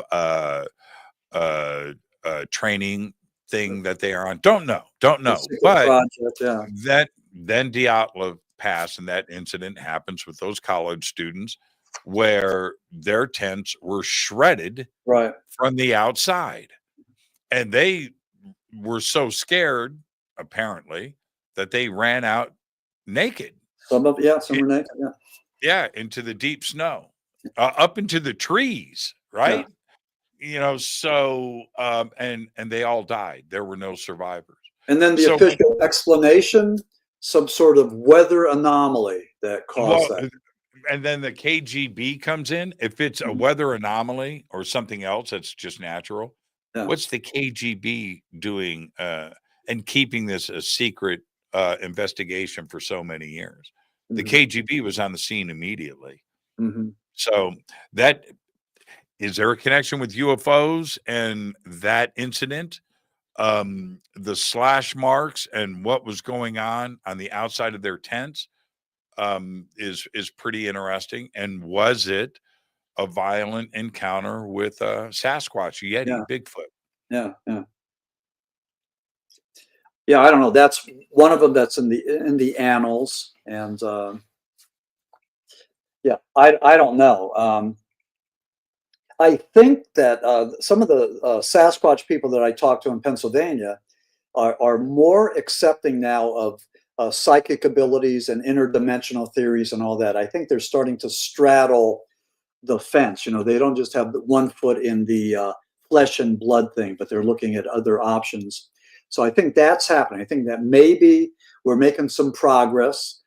Same thing though with MUFON. I mean, MUFON wants to keep about flying saucers, about UFOs, but they want to keep some of this paranormal thing out of it. But yet, a lot of the UFO people that I talk to, they're embracing, paranormal aspects as well. So I think we really need to go and just take a look at everything, because I believe it's all connected, whether it's spiritual, paranormal, or scientific.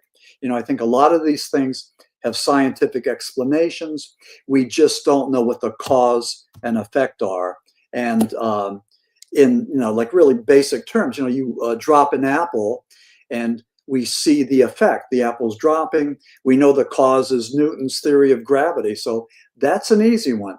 But when you see orbs in the sky, or you see cryptid creatures, or whatever, apparitions, whatever anomalies that we witness, we don't know what they are, and there may be a scientific explanation, and at this point, they're all supernatural because they're beyond the realm of science, and we're here just looking. We're just like J. Allen Hynek trying to put a term on something, just trying to put a word on it or put it into a category. And I think maybe for guys like me, I think that's maybe the best that we could do. Put it into a certain slot until we find something better. And again, it's all research and educated guesses. And Jimmy, with your knowledge and with everybody you've talked to, I mean, you have to be able to have a whole like just plethora of options and ideas for what these things could be. So I mean, you're sitting pretty tall in the saddle, with the paranormal. So you're well established, and you've heard all the theories, and you could go and pick and choose what sounds right and what doesn't. So well, when you go, you're right about that. I've done way too many interviews and talked to so many people that, of course, I've got knowledge in my head. Yes. And to say that I don't, okay, that would just be a lie.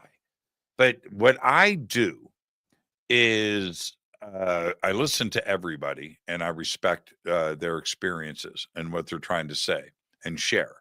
But I go and I look at. I like the black and white. I like documentaries. I like the hard facts. I like to go to nonfiction sources and things. And so when you look to some of the expeditions throughout different remote areas of the planet, specifically the Himalayas and that part of the world, the early expeditions there, and you read the journals of those that were on those expeditions, making some very strange comments early on. And I'm talking about, 1850, right? 1900, when there was no talk of Bigfoot. When they would say, we got somebody that's been following us for a couple of days. He's white, he's covered in fur, and every time we stop, he stops, and we're too high up on the mountain, and we can't just turn around and go back and look and check this out. That right there has been written so many times. Then you have another case, so that that solidifies things with me to start listening to other people's experiences. You had the country, India.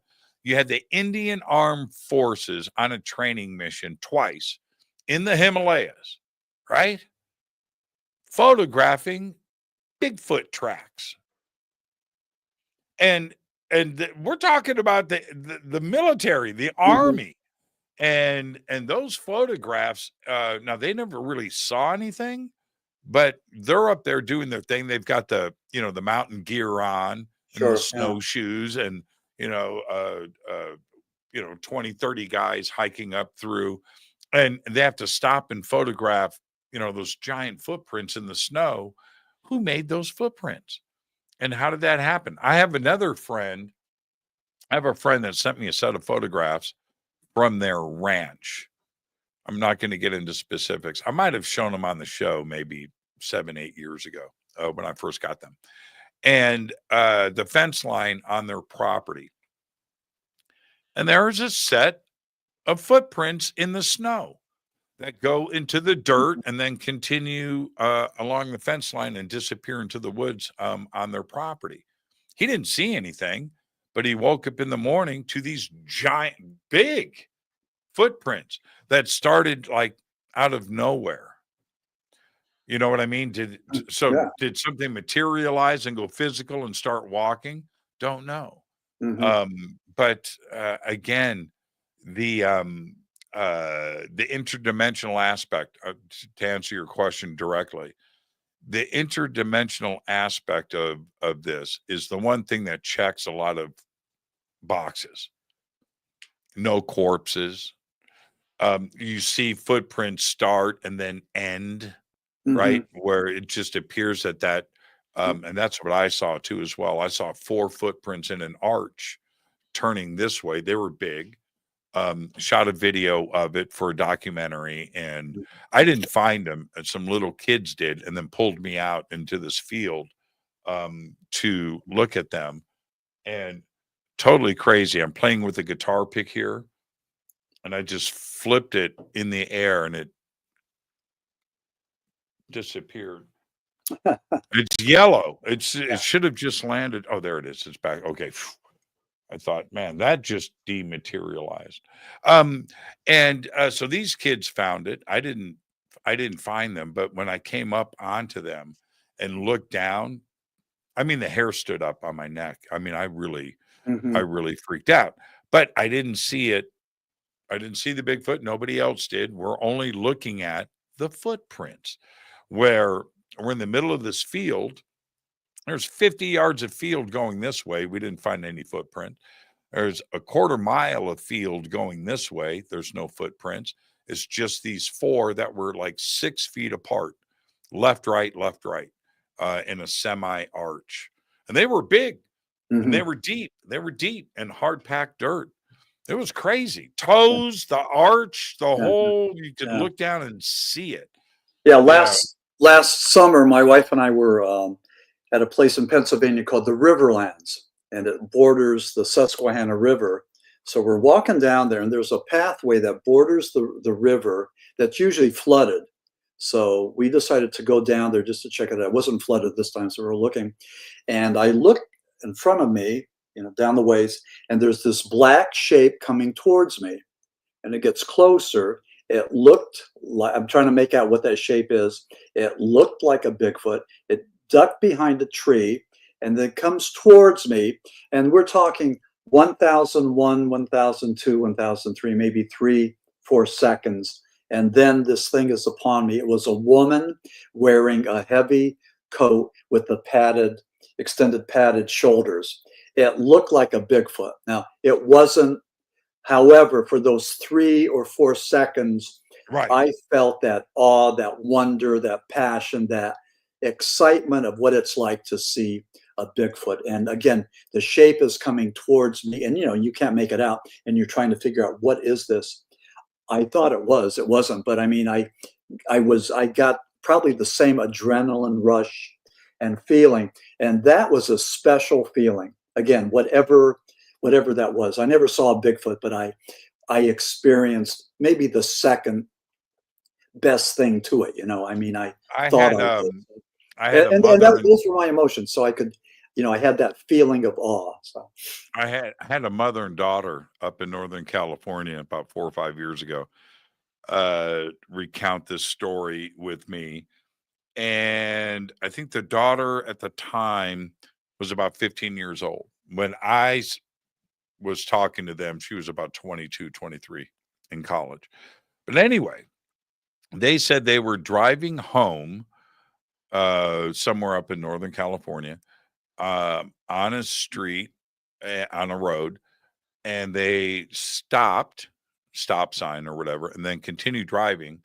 But they were driving slow, and they saw something, this at night, standing on the side of the road, and turn around and look at them, and then walk out. The car wasn't driving fast. They were speeding up. Came out on the road, faced them. They slowed the car down and stopped, and standing in front of them was Bigfoot. Just looking at them, just giant, huge, and then kept walking across the road and walked into the trees and disappeared. Now, this woman who's now like 22, 23 is telling me she was 15 at the time. And I'm listening to her and her mom tell the story back and forth about what they saw. It didn't last very long. It was just a few seconds in front of the car to allow the car to stop, face the car, and then kept on walking. But they both described it the same way. And she was 15. She wasn't 5, right? She's a young girl, and they saw what they saw. Now, why, as a parent, do you get your child to lie? Right? Because that's, if they're making it up, that's what's going on here. You follow what I'm saying? Absolutely. And, yeah. And I'm not, I think they saw something, and they believe what they saw. Now, did they see some hairy homeless dude with a beard wearing a fur coat? Yeah, maybe. In the headlights of the car, and they just saw what they saw, and they remember it wrong. Yeah, all of that is possible. Or did they see Bigfoot? Well, they say they saw Bigfoot. And I'm kind of going with it. I don't think they're lying about the experience. The question is, what did they see? Yeah, there was a similar incident in Project Blue Book that took place in Erie, Pennsylvania. A whole bunch of vacationers from New York State came over there and saw a craft, and also a Bigfoot creature. And there were marks on the car and all this other stuff. So this was believed to be a legitimate thing. Eyewitness accounts. Everybody's telling the same story. So, pretty amazing. Well, the idea of the Wookiee in Star Wars. Yeah. Now, creative writing, right? George Lucas, and okay, all right. the hero's journey. I get all of that. But no, I'm kind of thinking there's something more to that present. And if we're okay with Wookiee, right, and that character, then yeah, I'm all for it. You know, he's a really good pilot. Remember, he flew the Millennium Falcon. Yeah. So I'm okay with that. So what are you working on now? Working on a book called The Paranormal Apocalypse. Is This How It Ends? And I'm taking a look at fear as being the one of the strongest motivator that we have. And H.P. Lovecraft said that fear of the unknown is the strongest of emotions. And I just talk about how religious groups, political groups, cults, all these use fear as a way to go and keep us afraid. And then they pretend that they're going to be our Messiah. They're going to be the ones that are going to lead us out of this mess. So it's called Paranormal Apocalypse. It's going to be published by Hangar 1, the same folks that do Monster Quest. And it should be done this summer. But I'm excited about it. I think it's going to be a new genre. And I think it's going to be, it's going to open up some some eyes and start some discussion. And that's basically what I want to do. But again, as a paranormal author, I just want to make some contributions to the field. I want to take a look at things and just put them down on paper and, again, give them parameters and do that. So that's, I get a lot of joy out of doing that and having a lot of fun, meet a lot of people like you, on my journey, and it's all good. Thank you so much, Maxim. And I look forward to our next conversation. And next time we'll talk a little more rock and roll. Maxim, thank you so much. And when you're ready, let's get you back and we'll talk about the new book, The Paranormal Apocalypse. Thank you, my brother. Thank you, Jimmy. I really appreciate it. Okay, take care. Perfect night on the show. Maxim Furek. Now we've got his links below on our website and throughout social media. All right, that's going to wrap it here. We are 2 minutes off of the network. So thank you, everybody. I want to remind everyone that tomorrow night we're going to be doing Washington, D.C., UFOs, UAPs, and all of those updates with Ron James from MUFON.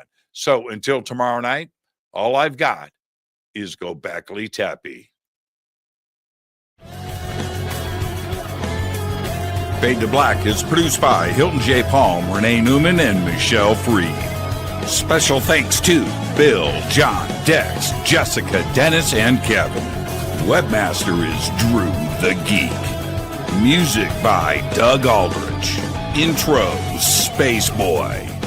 Fade to Black is produced by KJCR for the Game Changer Network. This broadcast is owned and copyrighted 2024 by Fade to Black and the Game Changer Network, Inc. It cannot be rebroadcast, downloaded, copied, or used anywhere in the known universe without written permission from Fade to Black or the Game Changer Network. I'm your host, Jimmy Church. Go Beckley Teppy.